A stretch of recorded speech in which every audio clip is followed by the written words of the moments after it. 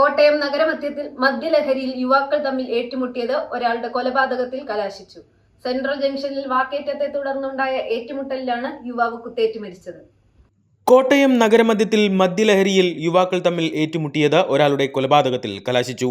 Central ജംഗ്ഷനിൽ വാക്കേറ്റത്തെ തുടർന്നുണ്ടായ ഏറ്റുമുട്ടലിലാണ് യുവാവ് കുത്തേറ്റ് മരിച്ചത്. പാമ്പാടി കോത്തലത്തടത്തിൽ പുത്തൻപുരയിടത്തിൽ 30 വയസ്സുള്ള വിനീതാണ് കൊല്ലപ്പെട്ടത്. സംഭവവുമായി ബന്ധപ്പെട്ട് പ്രതിയായ മാങ്ങാനം പുത്തൻപറമ്പിൽ 39-കാരൻ ശ്രീകാന്തിനെ പോലീസ് സാഹസികമായി പിടികൂടി.